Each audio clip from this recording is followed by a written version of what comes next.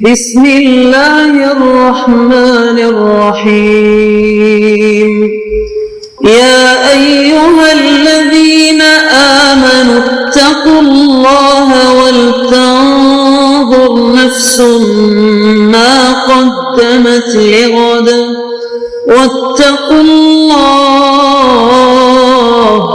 ان اللہ خبیر بما تعملون۔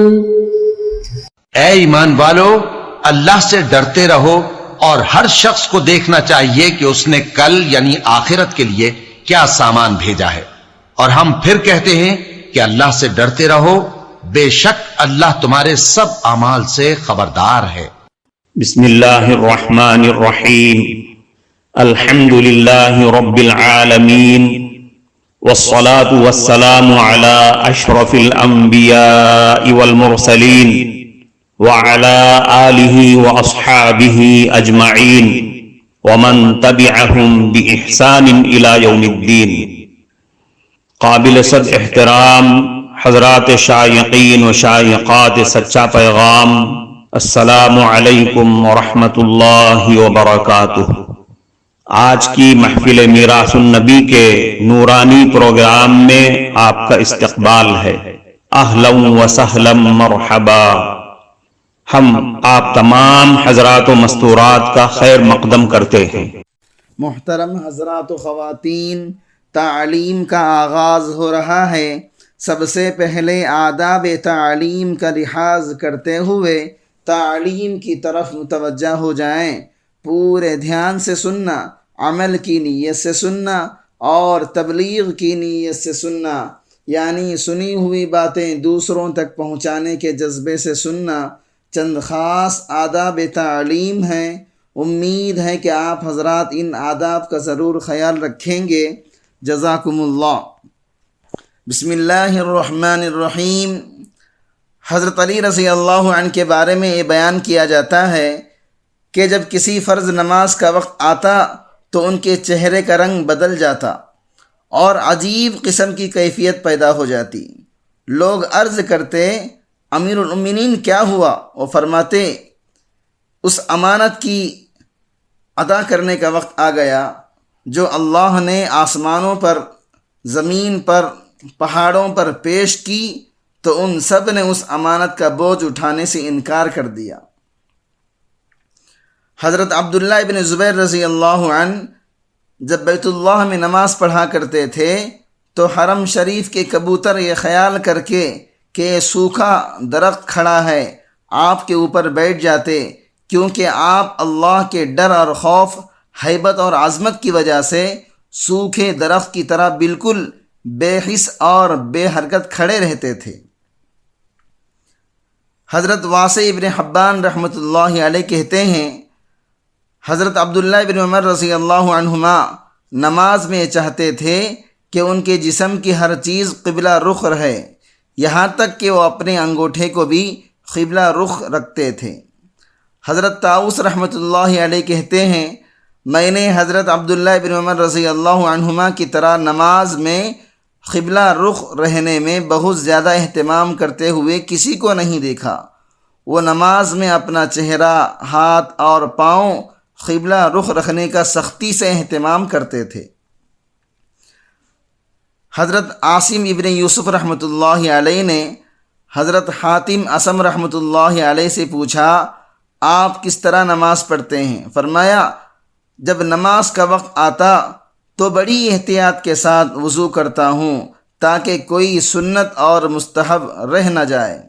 اچھی طرح وضو کر کے جائے نماز پر آ کر تھوڑی دیر بیٹھ جاتا ہوں تاکہ تمام اعضاء پرسکون ہو جائیں، پھر کھڑا ہوتا ہوں، کعبے کو اپنے سامنے، رب العالمین کو اپنے سر پر، جنت کو اپنے دائیں طرف اور دوزخ کو بائیں طرف اور ملک الموت کو اپنے پیچھے خیال کرتا ہوں، پھر نماز کو اپنی آخری نماز خیال کرتا ہوں، بڑی تعظیم سے اللہ اکبر کہتا ہوں، نہایت ادب کے ساتھ قرات کرتا ہوں، نہایت عاجزی اور انکساری کے ساتھ رکوع کرتا ہوں، انتہائی ذلت اور عاجزی کے ساتھ سجدہ کرتا ہوں، انتہائی انکساری کے ساتھ گردن جھکا کر التحیات پڑھتا ہوں، پوری امید کے ساتھ سلام پھیرتا ہوں اور اللہ کے ڈر اور خوف کو دل میں رکھتا ہوں، اور نماز قبول ہونے کی امید اور ناقبول ہونے کا ڈر دل میں رکھ کر نماز سے فارغ ہو جاتا ہوں،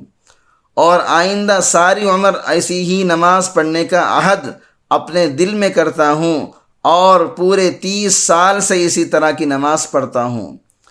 عاصم ابن یوسف رحمۃ اللہ علیہ یہ باتیں سن کر رونے لگے اور افسوس کے ساتھ کہنے لگے، ہائے، ہم نے تو اس طرح کی ایک نماز بھی کبھی ادا نہیں کی۔ امام زین العابدین کی نماز کے وقت کیفیت۔ امام زین العابدین رحمۃ اللہ علیہ کا وضو کرتے وقت رنگ تبدیل ہو جاتا اور عجیب کیفیت پیدا ہو جاتی تھی۔ گھر والے پوچھتے، وضو کے وقت آپ کو کیا ہو جاتا ہے؟ وہ فرماتے، کیا تم لوگ جانتے نہیں ہو کہ مجھے کس کے سامنے کھڑا ہونا ہے؟ حضرت جعفر ابن زید رحمۃ اللہ علیہ نقل کرتے ہیں، میں کابل کی لڑائی میں تھا اور لشکر میں حضرت صلہ ابن اشیم رحمۃ اللہ علیہ بھی تھے۔ رات ہوئی تو میں نے ارادہ کیا کہ آج رات میں دیکھوں گا کہ صلہ کیا کرتے ہیں۔ چنانچہ لشکر سو گیا، وہ لشکر سے علیحدہ ہو گئے، انہوں نے وضو کیا اور نماز پڑھنے لگے۔ اسی دوران ایک شیر آیا اور آ کر ان کے سامنے بیٹھ گیا۔ میں ڈر کے مارے درخت پر چڑھ گیا اور سارا منظر دیکھتا رہا۔ حضرت صلہ رات بھر نماز پڑھتے رہے اور شیر ان کے سامنے بیٹھا رہا۔ جب سلام پھیرا تو شیر سے کہا، اے شیر، کہیں اور سے اپنے لیے روزی کا انتظام کر لے۔ یہ سن کر شیر چلا گیا اور وہ اس طرح دھاڑ رہا تھا گویا کہ پہاڑ اس سے لرز جائیں۔ پھر حضرت صلہ ابن اشیم رحمۃ اللہ علیہ نوافل پڑھتے رہے یہاں تک کہ صبح ہو گئی۔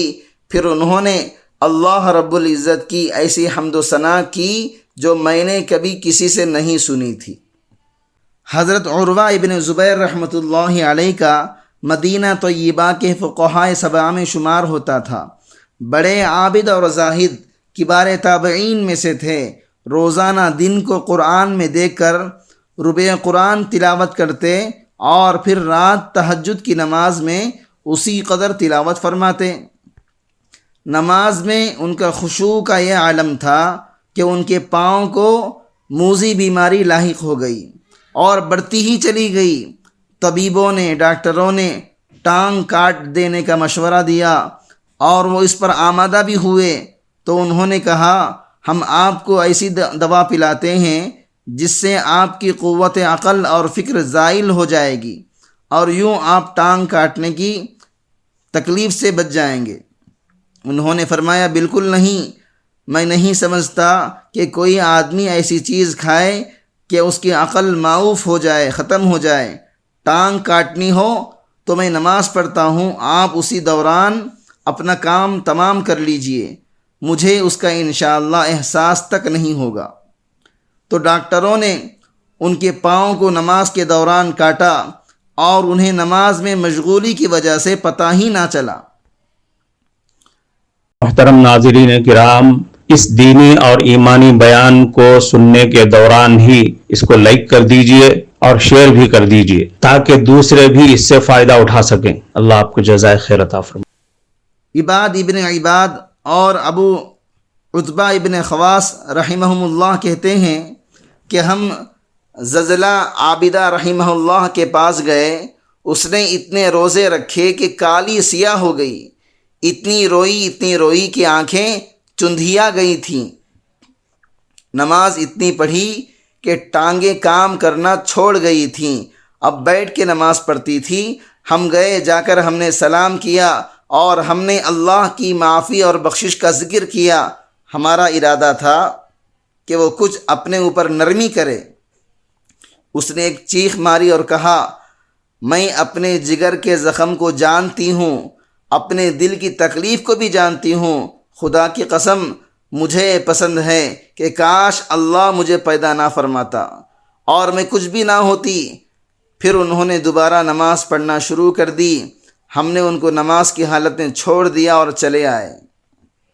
امام بخاری رحمۃ اللہ علیہ کی نماز میں خشوع اور خضوع کی یہ کیفیت تھی، ایک دن نماز سے فارغ ہو کر پاس والوں سے کہنے لگے، میری قمیص میں دیکھو کوئی چیز تو نہیں؟ دیکھا تو بھیڑ تھا، 17 جگہ پیٹھ پر کاٹا تھا، پوری پیٹھ سوج گئی تھی۔ جب امام صاحب سے کہا گیا کہ آپ نے اتنی دیر کاٹنے کا موقع ہی کیوں دیا؟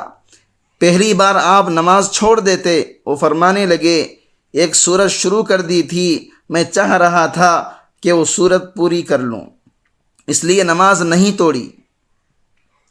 جبیبہ عدویہ رحمہ اللہ کی شب بھر طویل عبادات اور مناجات۔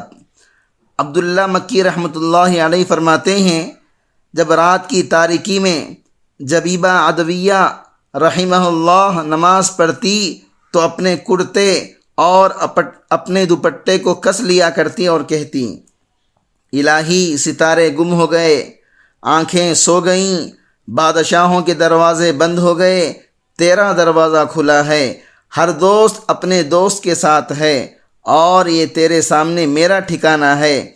جب سحر ہو جاتی تو کہتی، اے اللہ یہ رات بھی جا رہی ہے، دن نمودار ہونے والا ہے، کاش کہ میرے شعر آپ کے دربار میں قبول ہوتے تو مجھے مبارکباد دی جاتی، اگر رد کر دیے گئے ہیں تو مجھے افسوس ہوتا۔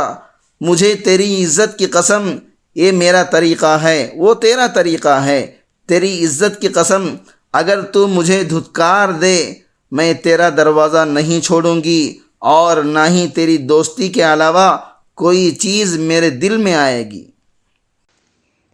معزز شائقین و شائقات سچا پیغام، آپ کو اندازہ لگ گیا ہوگا کہ یہ مضمون کتنا اہم ہے اور کس قدر فائدہ مند ہے۔ کم سے کم درجے میں سوشل میڈیا کے ذریعے سے بھی ہم اس کو زیادہ سے زیادہ شیئر کریں گے تو دعوت کے فریضے کی کوششوں میں ہم بھی اپنا کچھ حصہ ڈالنے والے بن سکتے ہیں۔ لہٰذا زیادہ سے زیادہ اس کو عام کریں تاکہ پوری دنیا کے ہندوؤں کی غلط فہمی دور ہو جائے اور انہیں یہ زمینی حقیقت معلوم ہو جائے اور وہ اپنے اصل مذہبی لیڈر پیغمبر آخر الزماں حضرت محمد الرسول اللہ صلی اللہ علیہ وسلم کو ماننے پر مجبور ہو جائیں اور کلمہ پڑھ کر آپ کے ساتھ ساتھ وہ بھی جنت میں جانے والے بن جائیں۔